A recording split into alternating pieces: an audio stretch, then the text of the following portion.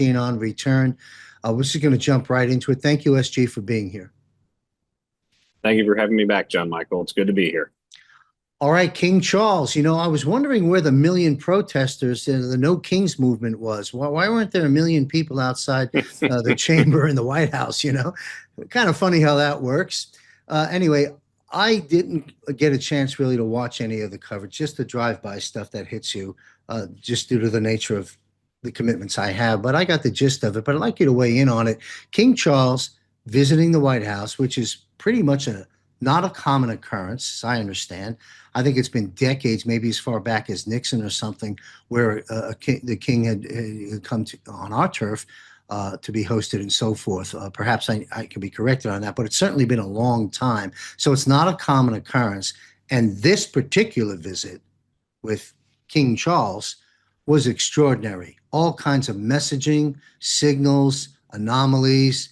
I'd like you to share with us what you saw and what is the true significance from SG's lens with regards to the King's visit. Well, it's fascinating that you should start the conversation off with that particular topic because it tees up, I think, a lot of what we're going to get into for this short broadcast today. Fundamentally, John Michael, when we look at what happened with the king and the English monarchy, the English crown coming over and paying homage to the American president, being hosted by the American president inside the vassal territory of Washington, D.C., on the grounds of the White House. Now, this is after we've laid claim to the White House under the laws of war, right? And we saw that happen between January of 2021 and January of 2025. There's different punctuation marks along the way, the planting of dual 88-foot flagpoles, various construction projects that were done during the Biden era, certain military decorum and tapestry that was sort of woven out there for people in the very early days. All of this signaling to us that jurisdiction with Washington, D.C. changed fundamentally during the first Trump presidency and then during the interim period where we saw this Manchurian Biden operation from ostensibly what was supposed to be the Oval Office. And so now here we are, early 2026, and we have the English crown coming to visit.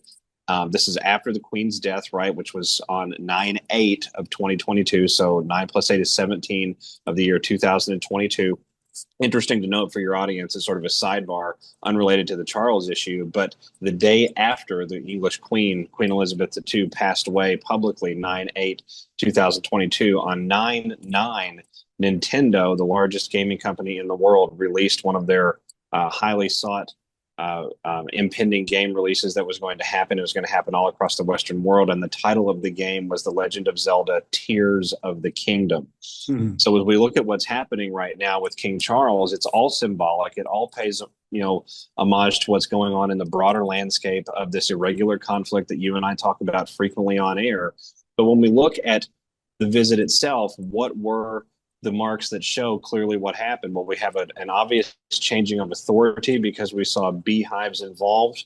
When we look at the traditions and the internal culture of the British royal family and a European aristocratic high society over the last 1,000 years, those that kept the beehives were regarded as the wealthy landowners. They were the barons, the earls, the kings, the queens, the royals, the governors, things of that nature. Honey has always been a delicacy in the food world. When we look back over the last couple of 1,000 years, 3,000 years, really all of the way back to ancient Egypt, is sort of this, it's like having the fat sheep, right? To keep with the comparison there. And so when we look at those traditions over the last 1,000 years or so, when there was an aristocratic changing of the guard, when there was a monarch that had passed or someone that had moved into a position of authority or a pulpit of power, one of the things ritualistically that was done was the old guard would walk with the new guard. In other words, the outgoing would walk with the incoming, and they would go visit the beehives of the local estate or of the local manor, or whatever it happened to be. Either in the British Isles or in Central Europe. I don't want to get too bogged down in the details, but fundamentally what would occur is they would inform the bees that there had been a change of power. And so that's exactly what we saw happening here in the United States of America with the English king and with the English queen both. So in other words, we have dual sides, the masculine and the feminine of the monarchical line represented here during this gestural process. And something that I thought was absolutely incredible, John Michael, is as this entire process goes on, we have these, public statements that are made, these very sort of pomp and nostalgic and throwback to yesteryear type of statements coming from King Charles. We have President Trump talking a little bit about that, also talking about his own royal lineage through the Scottish MacLeod line, which I submit to you, that's probably why we didn't hear much from the No Kings protesters, because they were all having heart attacks when they realized what was actually happening with respect to who President Trump and his family line really truly is. But when we look at that entire situation and we appreciate it holistically for what it for what it conveys to us here as Americans, we saw um, President Trump saluting during the English national anthem. We saw Melania with hand over her heart during both national anthems. President Trump, I think, also did salute during the Star Spangled Banner. But I found it interesting that we were seeing these gestures of claimsmanship, essentially, right? Gestures of allegiance when one is paying homage to, an anthem that's being played in a military fashion. It wasn't that President Trump put his hand over his heart; it was a military salute. That in and of itself implies that there's has been a jurisdictional shifting of the guards somewhere along the way, and all of the behavior from the royal couple really seems to confirm that over time. And I'll end this opening segment with this point, John Michael. When we look at the the movement of that day, the clothing, the environment that was created, the various news shots that were created, the state dinner and how that was presented, and the angles that were chosen, why they were chosen, the colors, the tablecloths, things like that. You had a lot of Tiffany blues, spread throughout all of these things. You had a lot of gold and gold accent, a lot of black and white, which tends to tie into that sort of symbolic power balance shifting. Black and white is a very common thematic contradiction, contraction, I think is what I'm trying to say, in those areas of the world. Excuse me. And so in those elitist families, it means a great deal to them. And so to see all of this on display while King Charles is simultaneously telling the American people and the world that he draws a great deal of inspiration from Christianity. This is the guy who comes from a satanic British royal line, and he's now being forced to stand in front of the world and essentially sing the praises of Christ and the example that Christ gave everyone. And on top of that, we're seeing these silent passage of authority ceremonies that are happening, and then to sort of ice that entire cake, Melania Trump, for the entire day's festivities, at least for the first half of the day prior to the state dinner later that evening, she was dressed in what was clearly a callback, what was clearly an outfit purposefully chosen to be extremely closely representative of several of Princess Diana's favorite outfits. Yes, interesting, huh? Let me ask you this, SG. Would you agree that this may be sort of the lid on the jar? It began perhaps many years back when President Trump visited the Queen before she passed, and those protocols that were bypassed.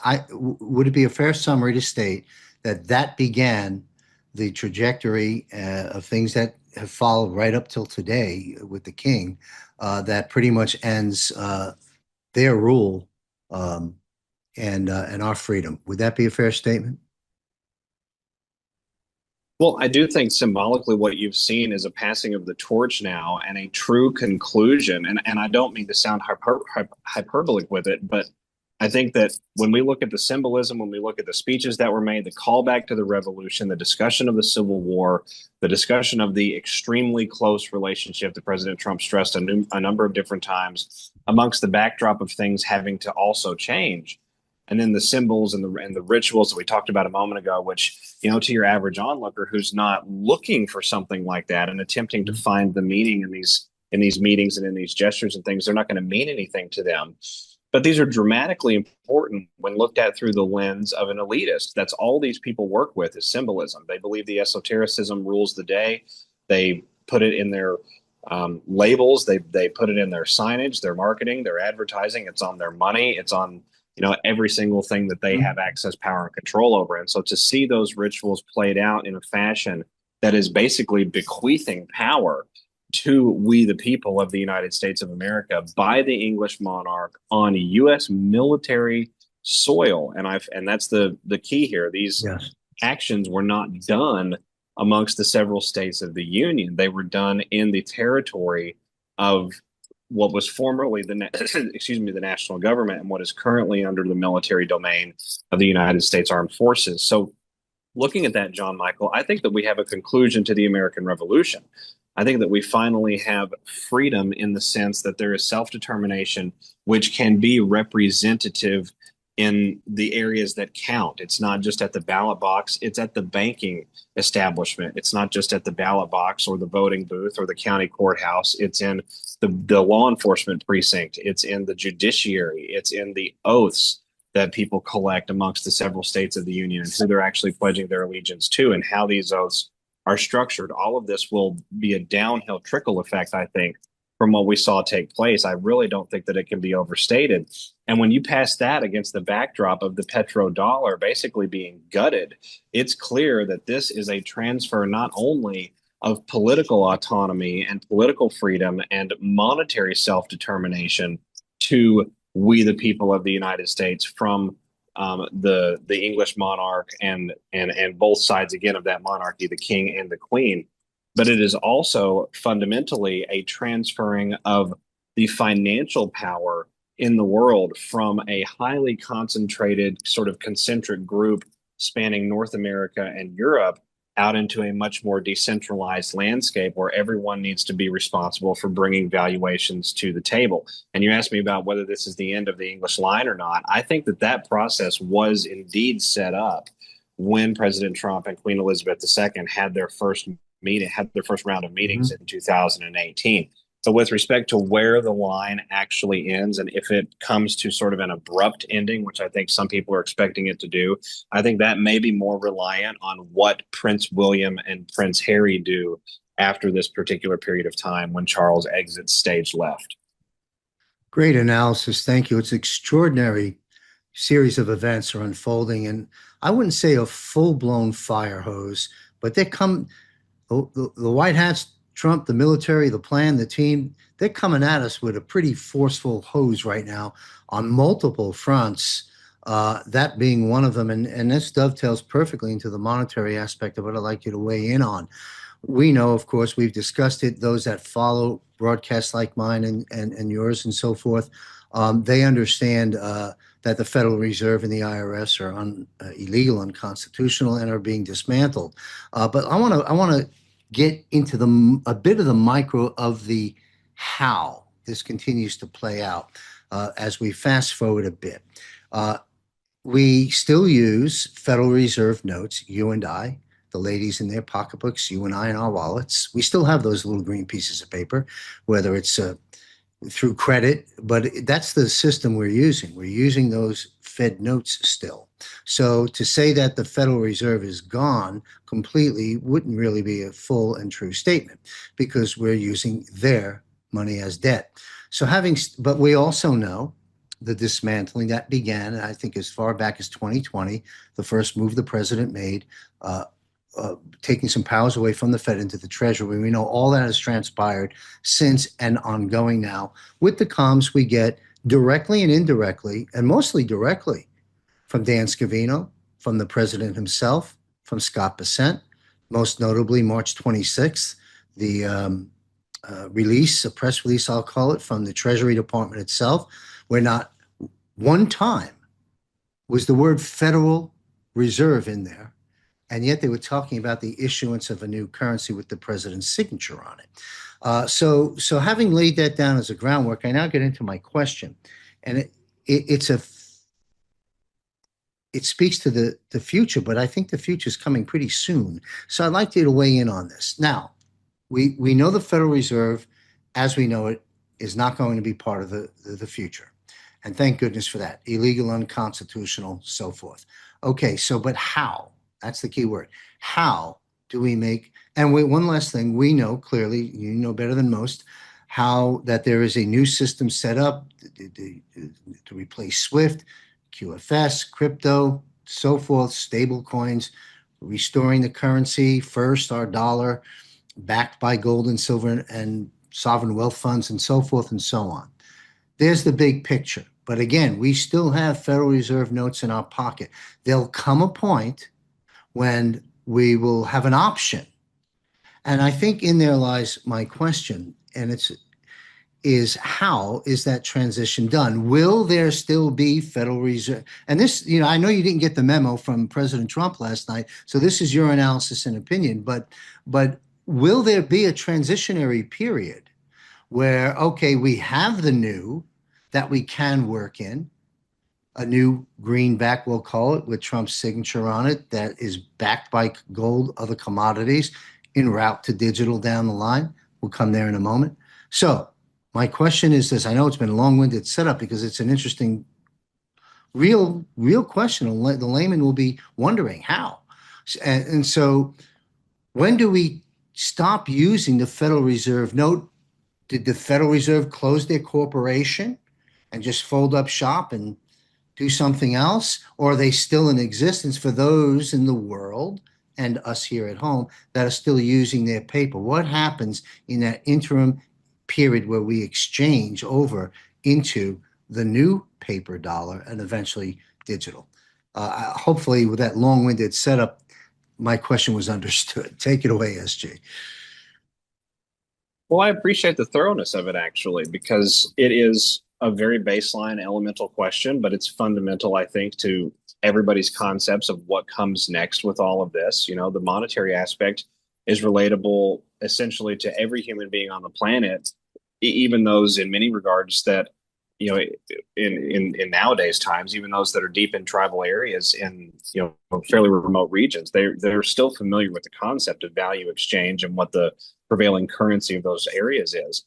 And so all currencies come downhill of this central banking system. Essentially, there's a couple of very small infinitesimal outsiders to that, having no serious power. I think there was a kingdom in Africa that was just but a few square miles at one point in time, and so there, those types of areas, not a whole lot of currency effect, but most major currencies, essentially all major currencies, have been downstream of this system that's been set up over the last couple of thousand years and reinvented several times along in that process. We've seen refinement really of the debt slave system taken from the days of old on through the last couple thousand years, and then especially through the period of the Vatican, and when the Vatican became very militarized, and then casting forward to the present day. And I'm giving you a little bit of a thorough setup here for the answer, because it's sort of necessary to understand, I think, where the monetary aspect goes, because the question itself on the surface is, how does the Fed and the Treasury, what happens with that, and how do we look at money issuance going forward? But the essence, I think, of the question is, what does this decentralized landscape look like? How do we get these third-party institutions, these middlemen essentially, out of the way so that we, the people, are able to transact P2P in a secure fashion that does not have us at risk, 24 hours a day from some, unwell-to-do actor out there, or someone with a pinch on their shoulder who's going to try and buck the system and be that example because they have a little bit of a rebel streak in them.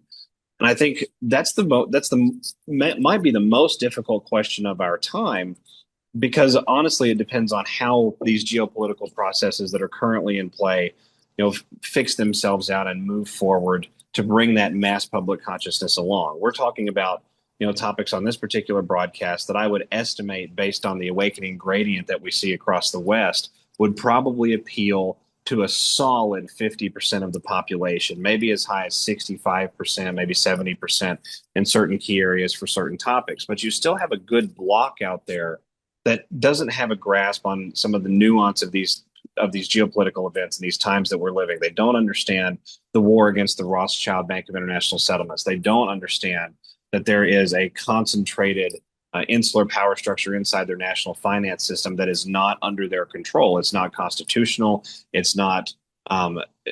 It doesn't have any domestic effect to it. It's in other words, it's all a foreign lobby. It's a foreign agent that's been placed inside everyone's nations in this financial aspect, and a lot of people are still just working up to that point. That's where they're at on the bell curve, if we can say that. Yeah. So, if I were to try and place myself at the highest levels of planetary strategy for a moment, and try to appreciate how can we move from one exchange system to another exchange system while simultaneously accomplishing all of these other awakening events that have to happen. And when Mhm. we talk about those, let's give a couple of brief examples. The extraterrestrial discussion has to be had. We have to have clarity on that. We have to have transparency on that, regardless of whatever camp you sit in the present day, here and now, with respect to that issue. The public discourse has not occurred. We've not settled the matter on what the heck is going on with that.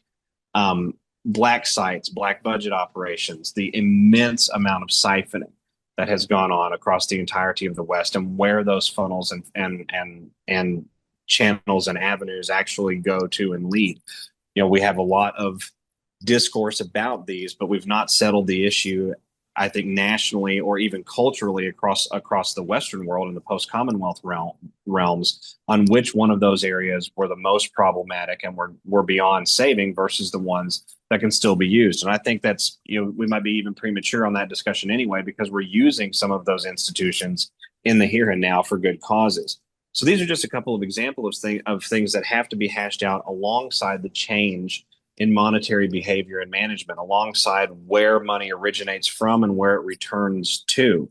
And so with the Federal Reserve and the Treasury, I'm going to speak just from the United States lens here because I'm not versed in any other nation state infrastructure with this. But with the Federal Reserve and the Treasury, I think that we have to have the Federal Reserve held accountable at minimum in a U.S. court of law for the greatest counterfeiting and usury operation ever contrived in all of the history of man.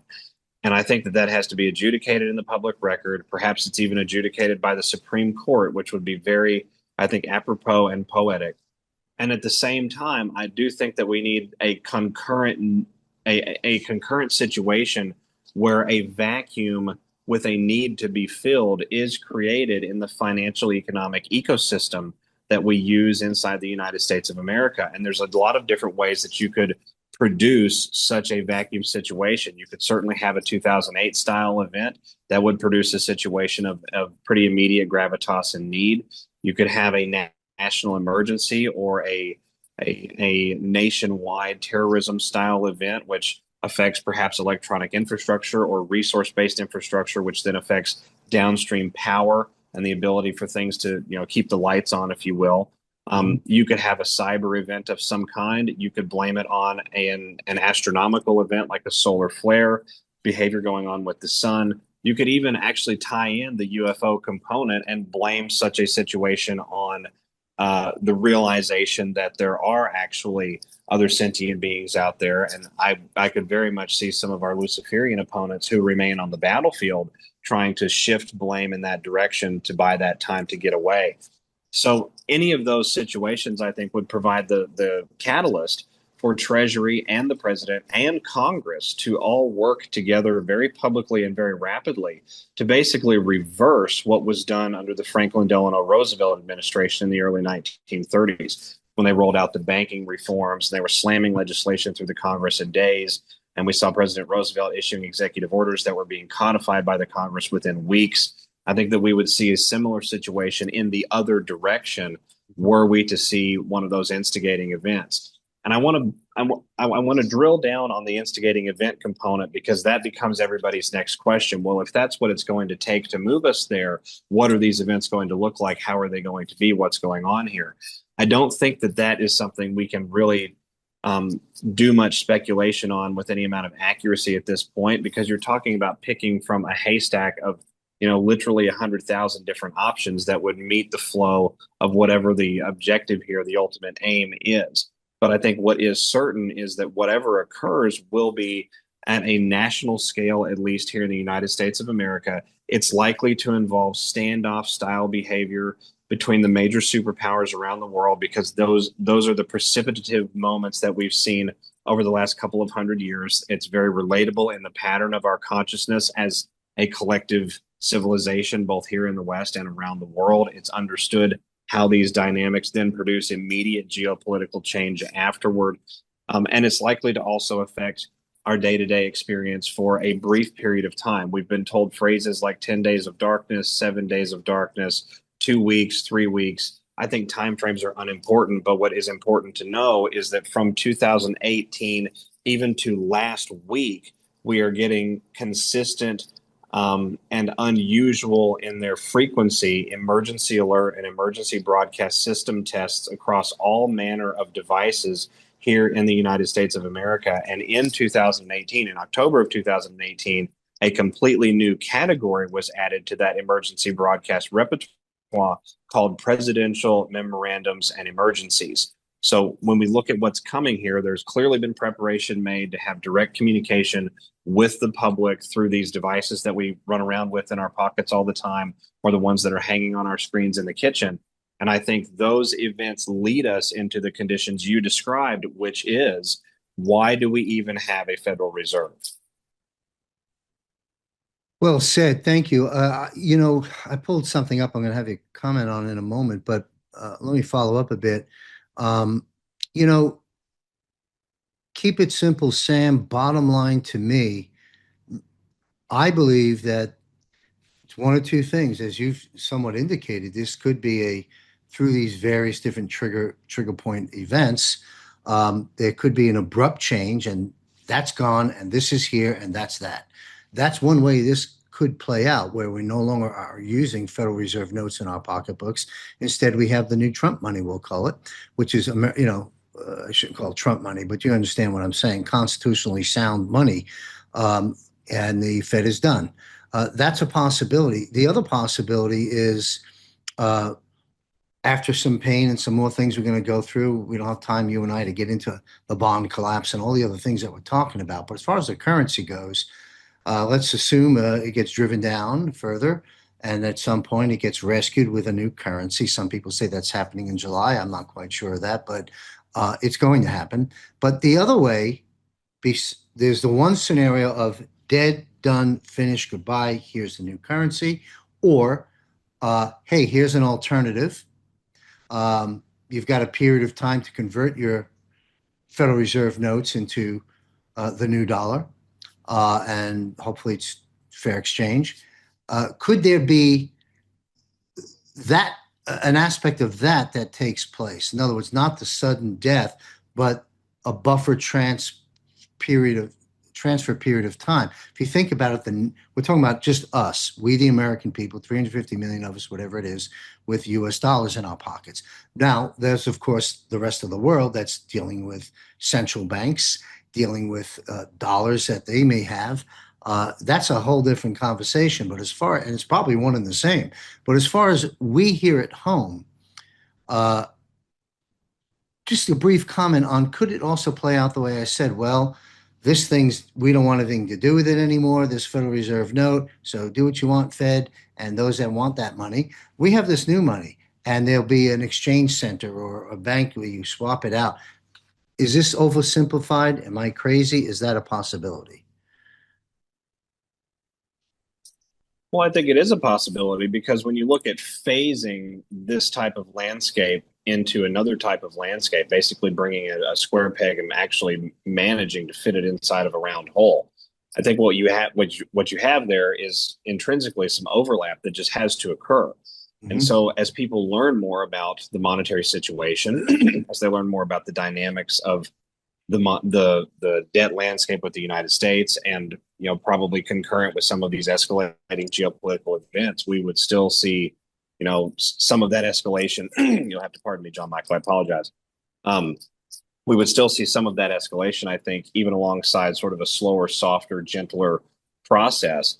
But I think that's very plausible as we look at what's happening here. And really, I think both scenarios are plausible, because we have precedents in the last 50 years of history to see both of those scenarios as having actively taken place. When we were taken off of the gold standard by Nixon for nation state transactions at the same time, or right around the same time that we saw the petrodollar arrangement put out, that was a very slow burn, but it caused dramatic and world altering change in just a matter of a couple of decades, really a little bit less than that. But by the time we were in the mid 1990s, it had clearly solidified a completely new world archetype.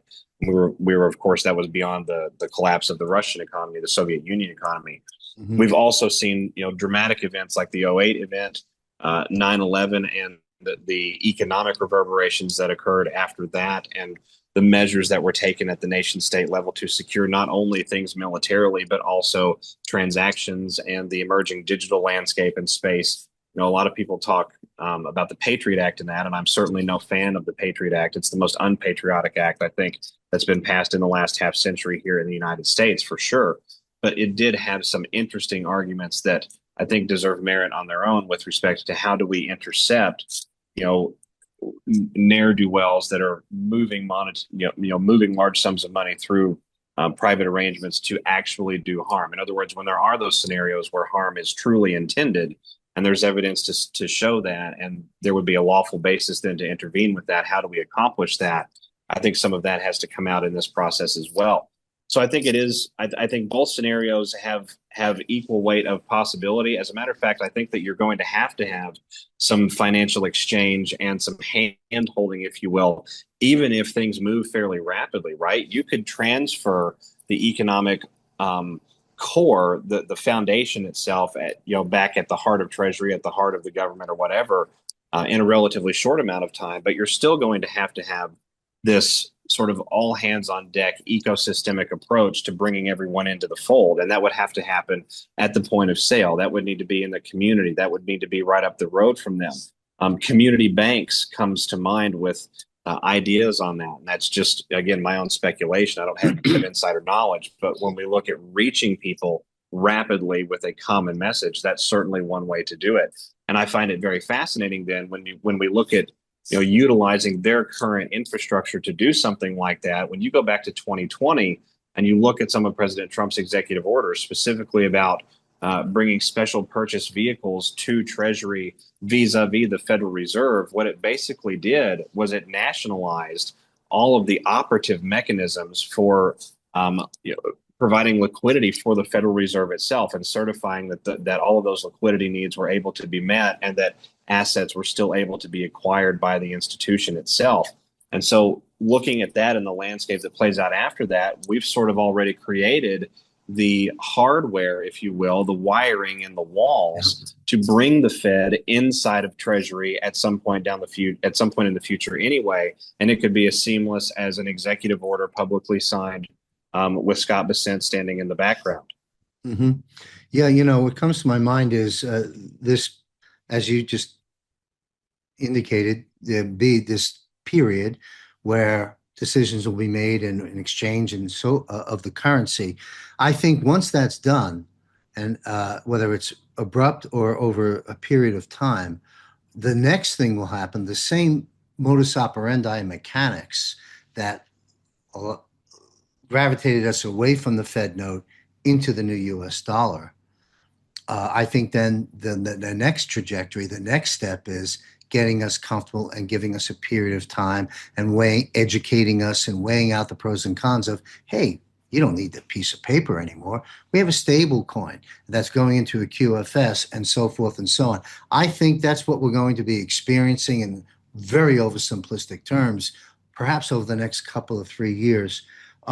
I want to ask you one more question on the economic related area, and then I want to get into Kash Patel. You mentioned aliens. I'm going to go there in a moment, and I want to talk about the storm. I'm going to read a post in a second from the president. But before we wrap up with those issues, the last thing on the economic related area, the banks, central banks, the naked shorts, the game they've been playing. You got banks and countries now paying far more than the spot price for silver based on all the mechanics that we've talked about before. My question to you is, where is that at right now? In other words, how much more time is left in SG Anon's crystal ball that the banks can continue? Because right now, I mean, they haven't been able to pound silver down below 72. They haven't been able to pound gold down below 4,400. In the past, these growth spurts would have been hammered right back down. Silver would be at $40. Gold would be, back to 2,000. They can't do that anymore. They've gone as low as 72, we've seen, since that spike at 120 on silver. We've gone as low as, say, 4,400 on gold since its spike about 5,000. We're in that range. We're hovering in that range. A lot of the experts I interview on my Global Financial Reset show feel that that's going to be the lowest we'll be at right now. What's your take on the mechanics of the central bank losing control over the manipulation of the price points of gold and silver or real money, uh, when do you see the handcuffs completely off and gold and silver catapulting to the levels that you and many others have forecast of where these two shiny metals are heading? How much more, and again, crystal ball, how much more time before you see the chains off and silver going to 120 and 200 and 300 and gold going to 5, 6, and 7,000?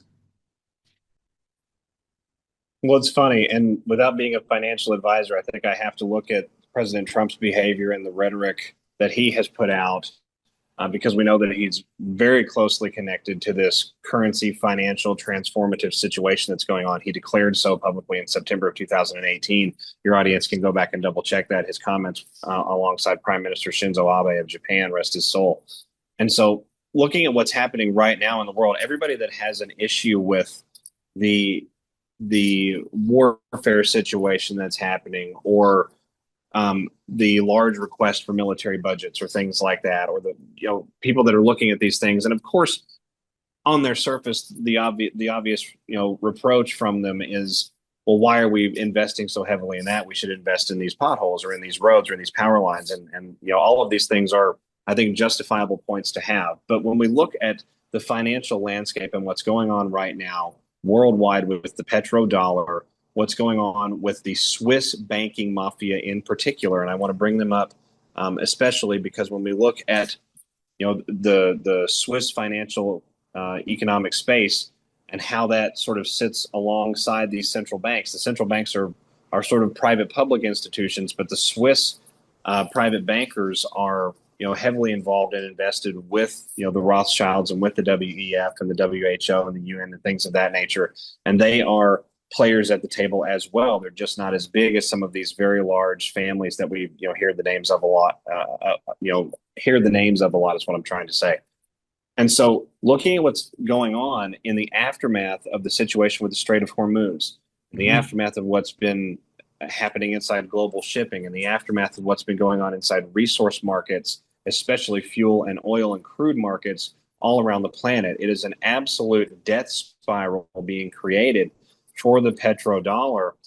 And it's also forcing U.S. Treasury debts to be offloaded by some of these Gulf member states that have been holding those debts for a very long time. And really, some of them have been holding them at gunpoint from the Western world intelligentsia community that managed to get infiltration into that area of the world in the mid 20th century. And so that is producing conditions which are clearly going to remove the petrodollar at some point. The hegemony is going away. Everybody knows it.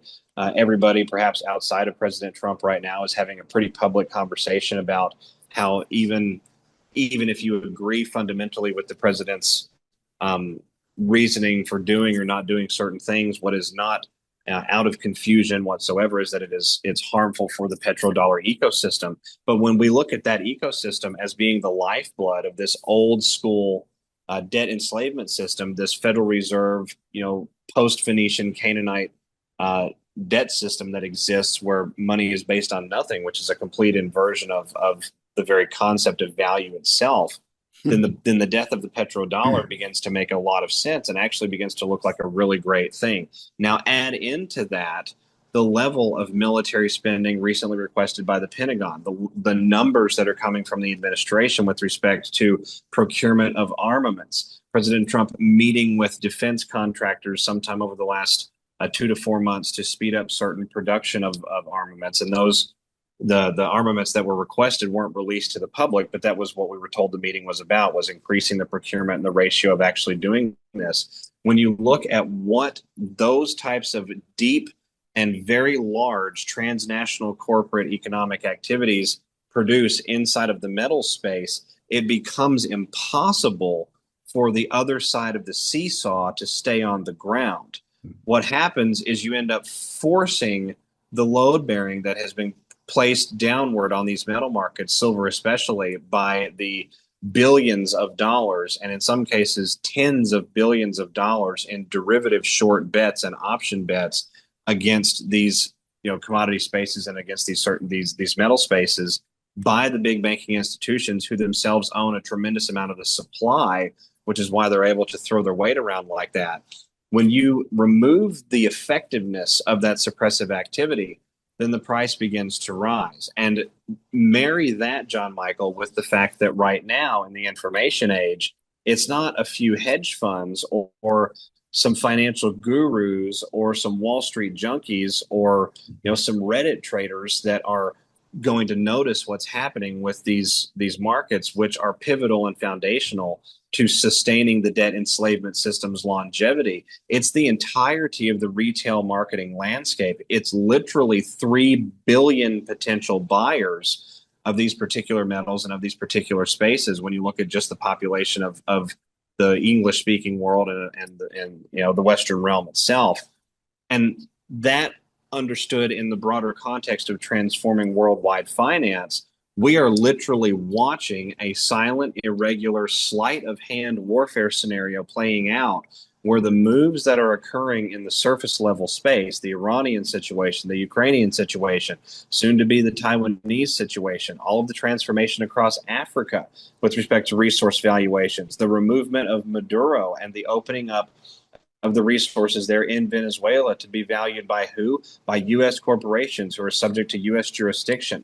The increase of Russia's economic activity and the alignment that they've brought to not only the entirety of Eurasia, but they're even sort of balancing out Europe, sort of like how a parent, satiates a petulant teenager because they still understand what's best for the teenager anyway. All of this is showing us that a transformative situation is happening inside metals markets and really inside tangibles markets, just anything of true, tangible, and real value, which is going to incinerate all of the suppressive market activities that have been leveled against these market spaces for well over 100 years, just in their current form.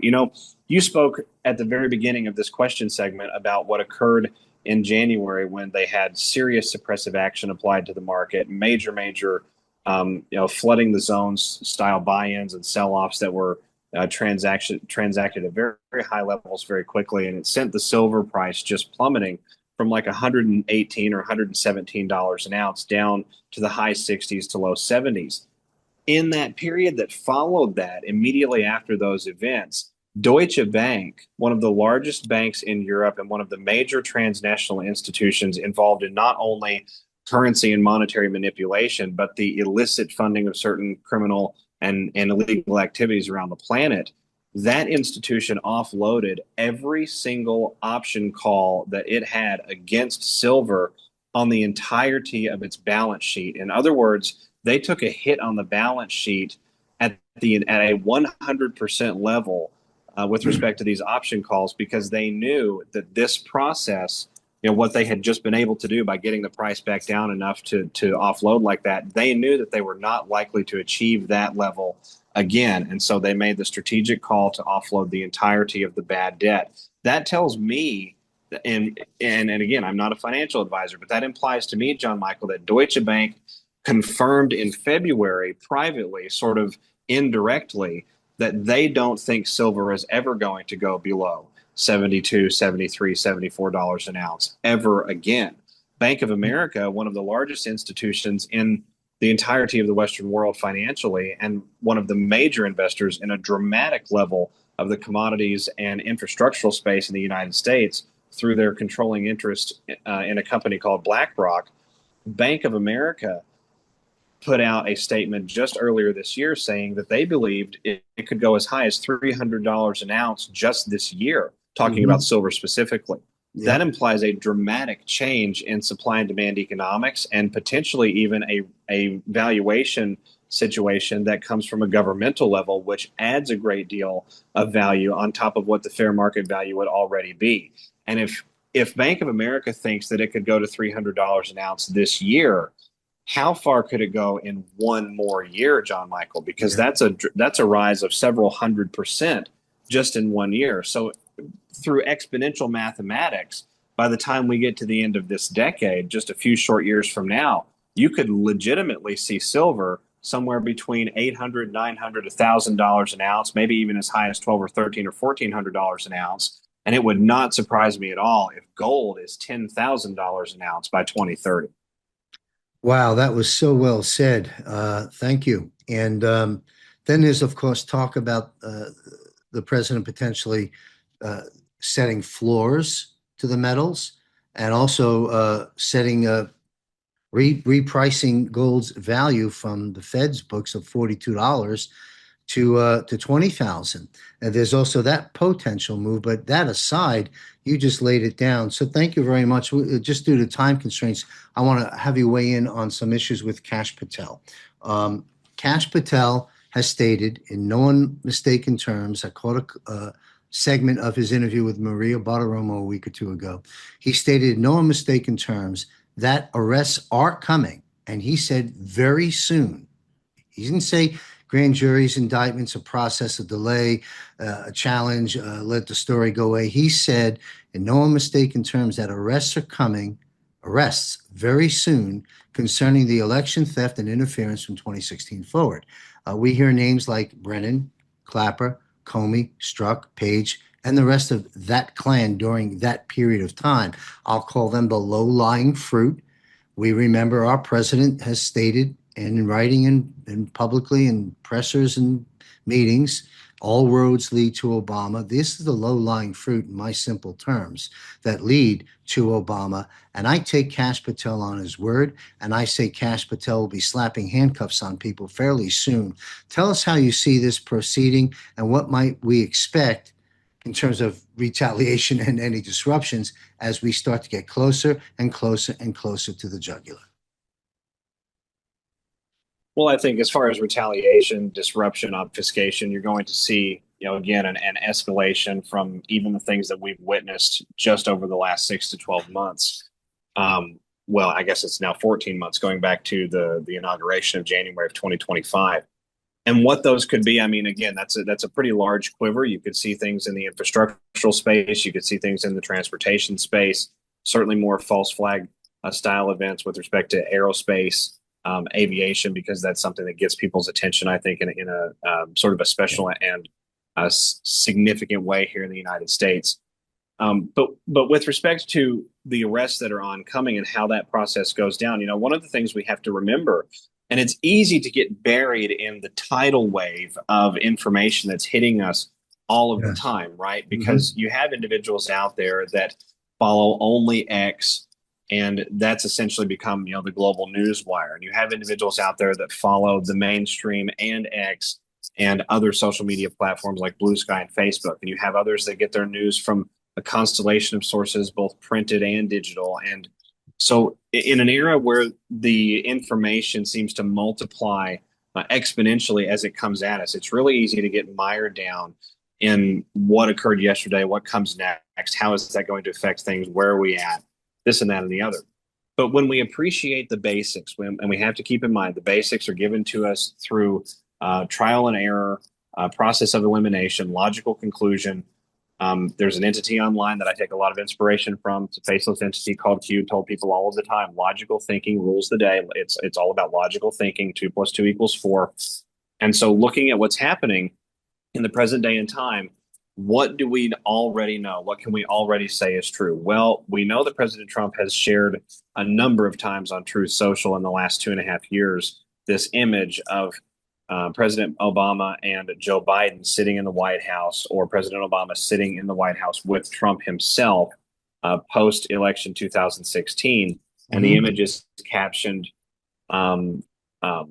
retruth if you want to see a televised military tribunals, Obama is guilty of treason, something along those lines. That's right. So for a current commander-in-chief to put something like that out, something that gravitational, that enormous in its breadth and in its weight and in what it actually means, I think that alone should be examined for what's happening here. This is not some low-life nut job who is mad at Obama and who wants to see some justice administered because he lost his house. This is the current commander-in-chief of the military saying that military justice will be rendered for a former commander-in-chief. That's a big deal. It is. Outside of that, we have DNI Gabbard just in the last 14 months seizing election equipment from 3 major areas and sending requests for information to DOJ about at least 2 other areas with respect to the 2020 election. And those areas that information was taken from was Maricopa County, Fulton County, and Puerto Rico.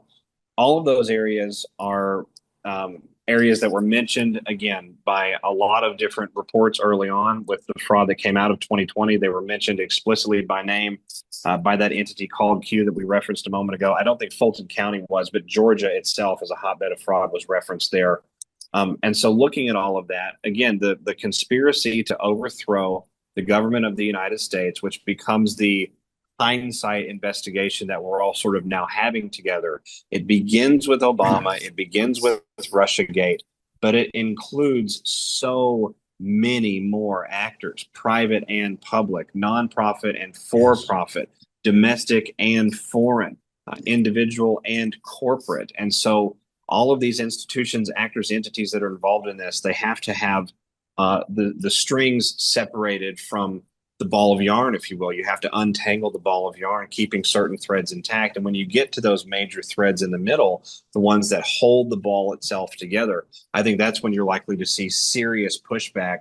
And I think at this point, John Michael, we're probably not quite to those big middle threads yet, but we're well into the surface of the ball by now. We're going into sort of this area where the threads become interwoven much more tightly, and you're starting to notice a difference in bonding and how pulling this ball apart is becoming a little bit more. It's having to be done a little bit more delicately and a little bit more quickly, because else you lose your momentum and you end up tangling yourself up all over again. And I think with Kash Patel's most recent comments to Maria Bartiromo, talking about arrests are coming, those things are coming. President Trump just put out an image 2 days ago or 3 days ago. Stop telling me what their crime was and start telling me when they're arrested for it. When you look at this, the information released again by DNI Gabbard over the last 14 months and how that ties into this grand conspiracy investigation that we know is happening in at least 3 separate jurisdictions amongst the several states of the union and being handled by grand juries, because that's now been confirmed out to us through several mainstream media reporters with long-term reliable sources for these types of things. Mm-hmm. All of it, I think, blends together to bake this really incredible umbrella-style pie that captures everybody, that ensnares everyone that was involved in the manufacturing of intelligence, the movement of the dossier through the former administration out into the public domain, the leaking of information from inside the first Trump administration after Trump finally came to power, the shadow presidency that ran alongside that, and then the successful overthrow publicly of the government of the United States in 2020, which Anons would then pipe in at that point of the conversation and say, which is why President Trump constantly points to his favorite chart, which shows him leaving office in April of 2020 under continuity of government purposes. Wow, extraordinary. I mean, if you folks go back and listen to this, extraordinary times we're in. I'm looking at an image right now, SG.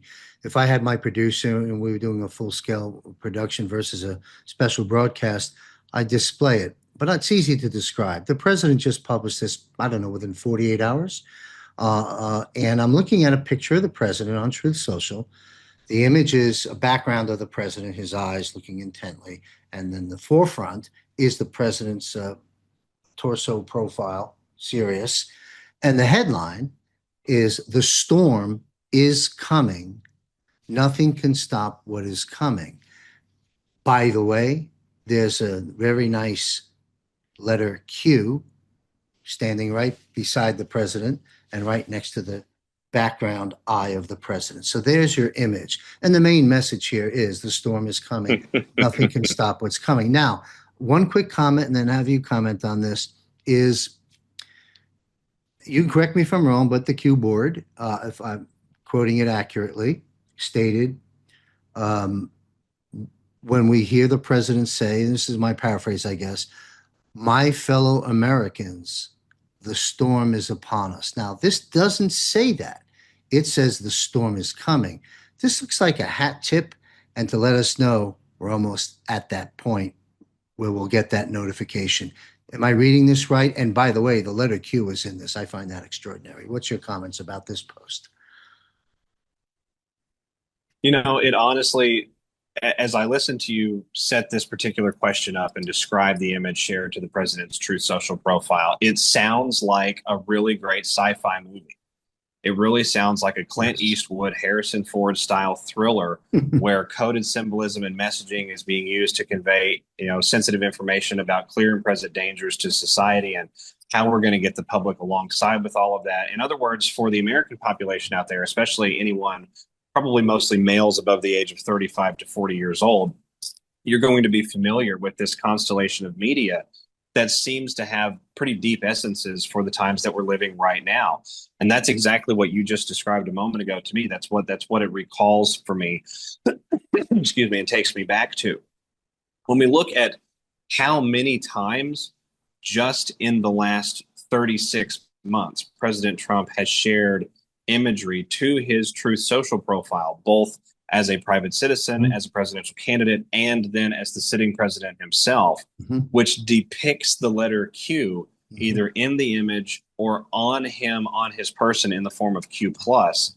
Yes. John Michael, I'm over 10 or 11 times just in the counting that I've done over the last couple of weeks because I've been watching these types of activities coming, and it does not surprise me that President Trump has again shared this. And I think the Mm-hmm. post you referenced was just a few days ago, Yes. just a couple of days ago. Mm-hmm. And so, when I think back to the post that he shared, I think it was late summer of last year, which showed him in sort of an AI rendering with a very confident, almost like, warrior president style pose, but very classy and Clark Kent like in some ways. And it showed him slamming the beast or the snake or something like that on the ground. And he had a big Q plus on his lapel. One of the presidential envoys for the Russian president, President Putin, and I believe his name is Kirill Dmitriev or Kirill Dmitriev. Um, this is someone who has been to Mar-a-Lago several times, who negotiates strategic partnerships on behalf of the Russian government for other nations around the world, to include the West, to include the United States, of course. And this individual publicly shared the imagery that President Trump had placed on Truth Social and captioned it on his own X profile with the hashtag WWG1WGA. So it doesn't get higher level than the Right. envoys of sitting presidents and sitting presidents themselves telling you that there is a reason to remain hopeful, that there is a reason to that there is a confirmation happening in real time that control lies with those parties who are interested in humanity's best and highest and longest future and who want a positive end to this entire process. And I think just by virtue of time passage, as we examine the last 10 years, if patriots were not in control, in other words, if there was some sort of co opting, if we had fallen off of the train, if at some point along the way good guys had lost their influence or their edge or something along those lines, we never would have made it to the point that we are at now without some dramatic mass casualty or pre-extinction level style event happening, because the game of risk that is being played and that has been played since the very first Trump administration, it's not for marbles and chump change at the end of the match. It's for all of the weaponry that's ever been accounted for here in this planetary domain. It's for sovereignty over this domain itself. It's for awakening to the reality of our place in the universe and where we fall within that constellation out there, amongst this idea that there's a grand chorus and maybe it's not just us and us alone, which seems very vain sometimes when we look at it in that way. It's about all of these things: finance, economy, military, security, politics, decentralization, freedom, liberty. It's about all of it. And President Trump coming right out and confirming to us yet again that structural integrity is being maintained, that patriots have the wheel, that there is a method to the madness, if you will, with what's going on.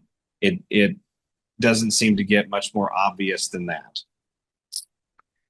Well said. Let's wrap this special broadcast up. It's sort of a nice dovetail coming off the heels of what we recently just spoke about with the low-lying fruit roads leading to Obama, and you citing various different things the president has stated along those lines.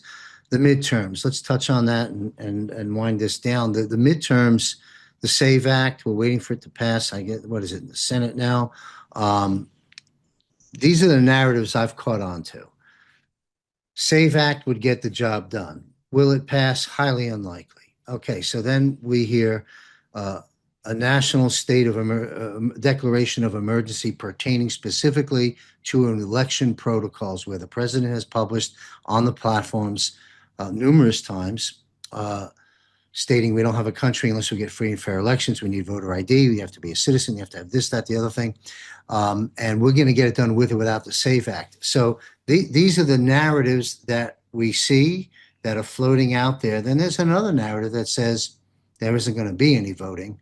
And there's a whole trajectory that discussion goes down. That's my setup.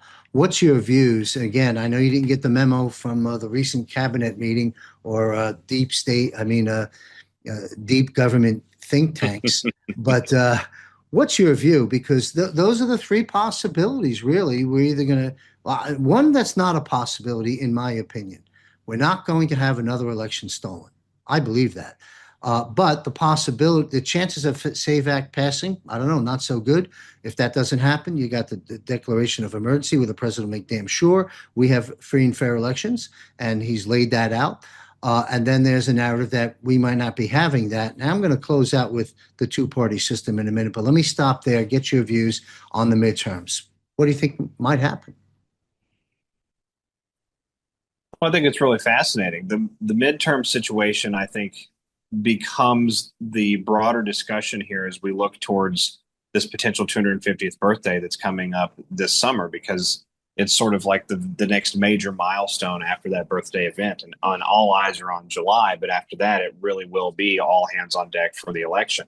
Mm-hmm. I would tend to agree with you in the sense that I don't think whatsoever we're going to have anything stolen from us. I think that problem is, those bugs are being worked out of and worked through the system. It's almost every other week now that you can get on various search engines, and sometimes Google will pull them, but a lot of times Google won't. You'll have to use, 2 or 3 search engines if you're really going to be dogged about your search.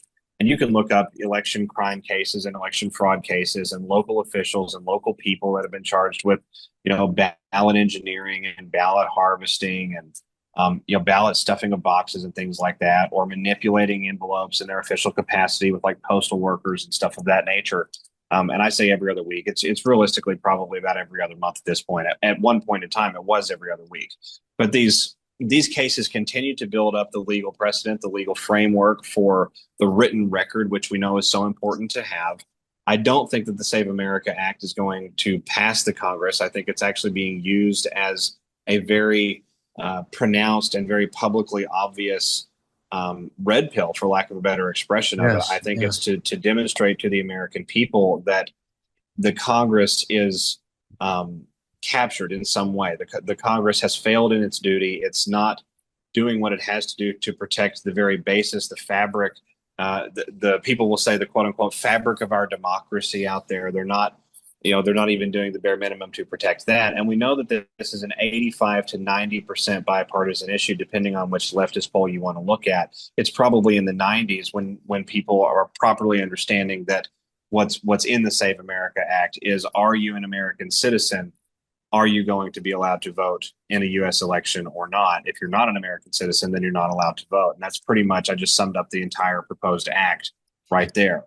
Yes. So looking at that being used as a giant red pill, it then provides us the premise to double down on securing these elections. And President Trump has told us that he will do that. He did sign recently an election security and integrity order. I forget the exact title of the order, but it's been within the last several weeks, maybe a couple of months now at this point, the last 6 to 8 weeks. And from what I understand in the initial reporting about what that was and how that order came out, it essentially secured the election landscape and forced the citizenship issue itself to at least be acknowledged. And it's currently being challenged on some grounds in different places. And we knew that those things were going to come. But seeing a congressional ineptitude on this particular issue very publicly primes the soil for what could then be a judiciary style coup of the president's executive order, which is to say that you might see a court, perhaps it's the Supreme Court, perhaps it's a federal appeals court or a federal circuit court, attempt to strike down portions of or the entirety of that order on this particular basis or that particular ground. And if we see both the Congress and the judiciary simultaneously attack the election landscape, I think that that provides us and remember, this is all happening on full public display because you now have the public plugged in through things like smartphones, tablets, their laptops at work, screens, TVs that are hanging on the wall in the break room or at their schoolhouse or whatnot. And so it's all happening on, pretty much in live time. We would be witnessing a failure to start on the legislative branch and an active antagonism, an active attack coming from the judicial branch. I think that provides us a great basis for the president to flex national emergency authority, which he's clearly demonstrated that he's willing to do. Um, the place where this gets even more interesting, in my opinion, John Michael, is when we talk about the election landscape itself. We're also talking about the prospect of what comes from DNI Gabbard over the next, say, 8 to 16 weeks as we look at her investigation and her analysis, which is clearly coordinating with DOJ at some internal level because there's been subpoenas and information requests and things like that that have been transitioned back and forth and fulfilled in that interagency partnership, that cooperative. What comes from some of those investigations could very well be evidence to show that 2020 was set up by the committers of the Russiagate coup, the Russiagate treason event. 2020 was purposefully oriented in the lead up to the election, and that could be even preceding COVID-19, to be an election that was an overthrow event, that was a national theft, essentially a heist of the presidency, if you will, done by actors both domestic and foreign. If that type of revelation, which I don't believe seems extremely dramatic to prognosticate at this stage in the game, when we've seen Director Gabbard's rhetoric and the records that she's released about some of these other things, if that type of information came to light in the lead up to this midterm season, I think that would provide the president all of the basis of authority he would need to kick in certain components of EO 13848 and issue a new order dedicating some sort of secure election or excuse me, designating some sort of secure election landscape in the absence of the Congress's intent and determination to do so. In other words, the elected body under the Constitution that was supposed to do this job did not do this job. And and again, I'm sort of speculating here. I want people to know I'm not proclaiming that this is by any means absolutely how things are going to happen. But what I'm saying is from where I sit with the types of problems that we have to reconcile at a systemic level, I think we have to have the election.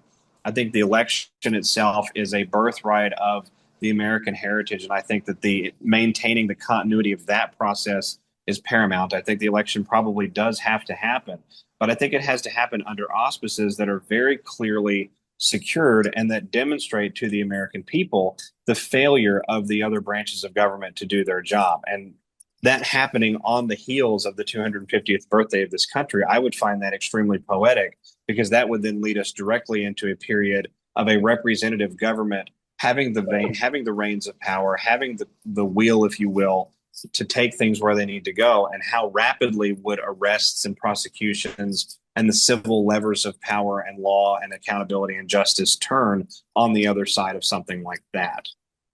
I think you're absolutely right about the activity that's going to transpire, that is transpiring right now with the Kash Patel narrative we just discussed, with the work the DNI is doing, as you stated.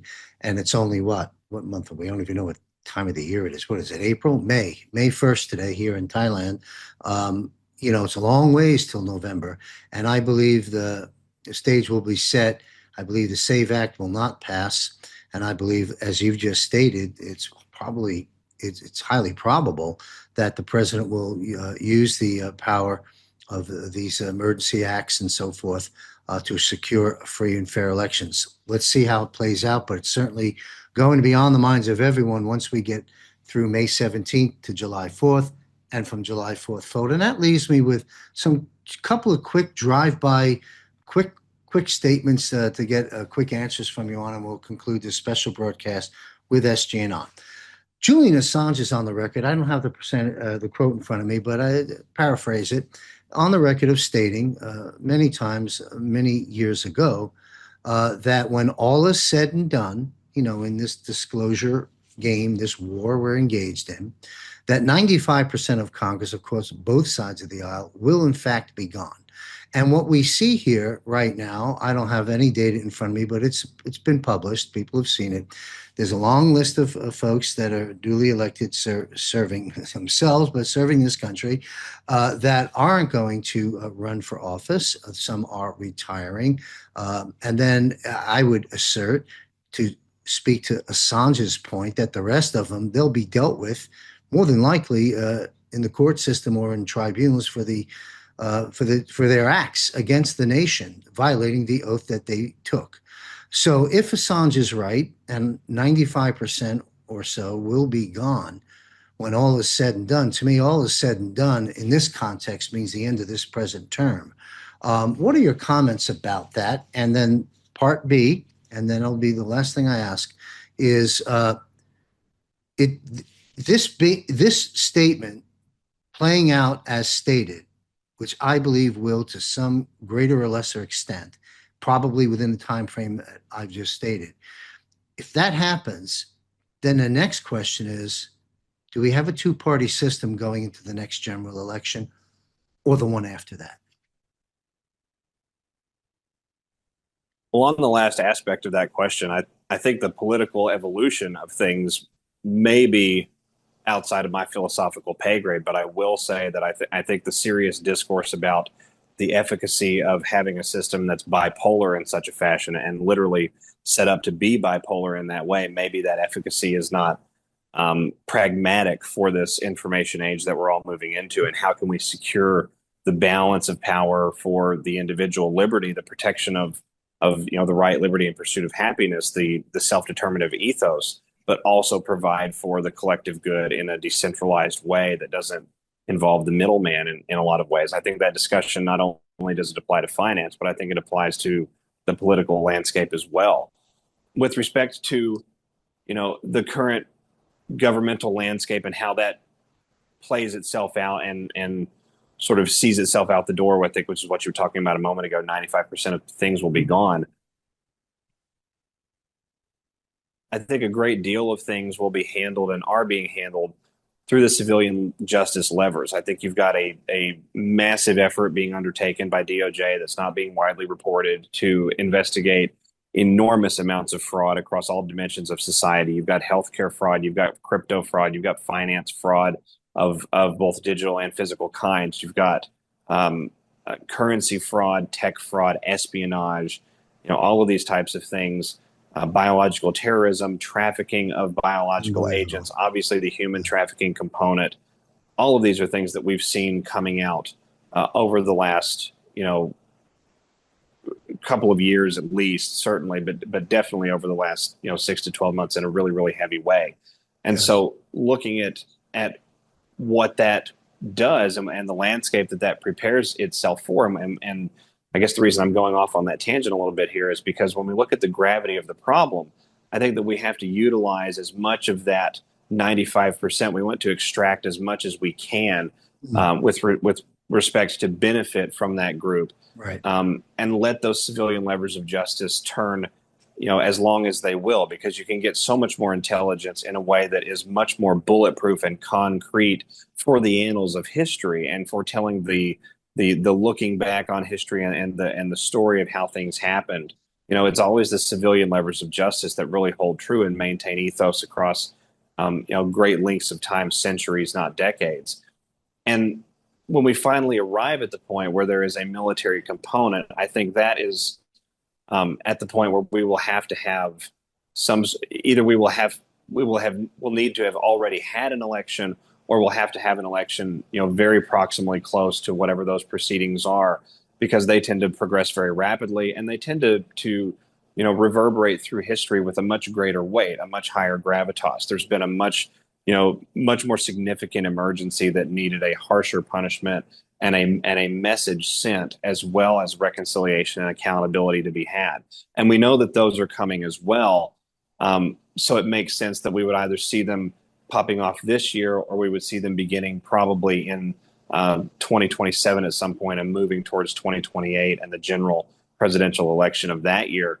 It's beyond my pay grade to say. I really couldn't tell you when, as far as the escalation all the way to the top of that particular pyramid.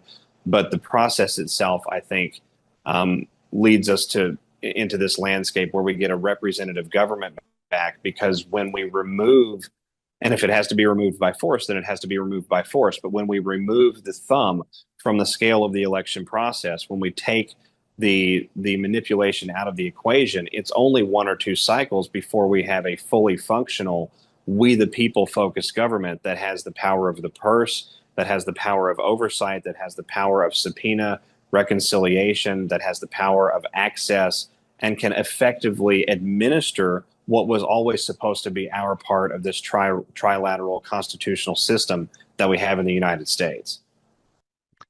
Well said. These are extraordinary times, to say the least. And on that note, with the president informing us, and he used the word very soon, beginning to release what I think will be a drip, drip, drip. I don't think it'll be a fire hose. I could be wrong. But we're speaking about Area 51, UFOs, aliens, extraterrestrial, off-planet things that have been, to my understanding, on record since 1947, that every president has had access to. And President Donald Trump is going to start releasing this information. And in conjunction with that, I'm going to be launching a show, sort of an announcement here to everybody at JMC Broadcasting, probably in June. The latest will be July, to kind of cover what the president's releasing, and to, take it a few steps ahead with some experts and some people's opinions we may want to listen to, and people's experiences concerning the subject matter of these issues. And the show is going to be called Off Planet with JMC. So stay tuned, folks. It's time. It's time to go there. Why? Because the president's going there. So we might as well get there and do our part. So stay tuned to that. Perhaps you can visit that show as well, SG Anon. And in conclusion of this special broadcast, SG Anon is in very, very high demand for those that are in the broadcasting and podcasting world. In addition to that, SG, you have your own series of podcasts. Most of my audience knows who you are, appreciates your input, and follows you. But for those, and there's a lot of new people coming aboard, and we welcome you, and we're glad you're here. It's part of my catapulting numbers at JMC Broadcasting on new folks coming in. Tell everybody how they can reach you, how they can follow you and your direct work, in addition to you being a guest on other people's platforms. Well, I appreciate that. I can be found on 4 platforms online. I'm on rumble.com at the handle Q News Patriot. I'm not on Rumble by the name SG Anon. So the URL is rumble.com/user/Q News Patriot. I can be found on Truth Social, X, and Telegram. I'm on Truth at the handle Real, REAL, SG Anon with a red check mark. I'm on X at the handle THE News Patriot with a blue check mark and a username of SG Anon. And I can be found on Telegram at the address t.me/real, REAL, Q News Patriot. John Michael, I appreciate you having me back on the show. It's always a pleasure having broadcasts like this and having discussions with you. It really is an incredible world that we're moving into. We just have to be patient and be willing to see the method to the madness, because there is indeed a method and a design to it. You bet. And I'll close out with this also. Another way to connect up with SG Anon, you go to my site, jmcbroadcasting.com. You go to the upper left-hand portion of the navigation bar. Second tab says contributors, and you'll see a list of all the contributors that I interview, from Juan O'Savin to Ricardo Bosi. SG Anon is also featured there. You'll see the image that you see on this screen, and a biography of SG there, and a link to his world. Thank you very much, SG. You're an incredible patriot, very knowledgeable, and very high-level analysis, which I and my audience greatly appreciate. So thank you very much, sir. We'll rendezvous a little bit down the road. Thank you, sir. God bless all. Thank you. Join JMC Broadcasting's monthly Global Defense War Military Panel. JMC hosts an esteemed panel of military experts, including Ricardo Bosi, Tom Lennox, Chuck Sellers, Michael Jaco, Derek Johnson, Brad Wozni, and other military guests. Join us each month, where this panel of esteemed guests analyze the current events across a broad spectrum of topics, addressing the questions and concerns that you have. Subscribe for free by visiting jmcbroadcasting.com. John looks forward to seeing you at the next episode of the Global Defense War Military Panel broadcast, right here on jmcbroadcasting.com.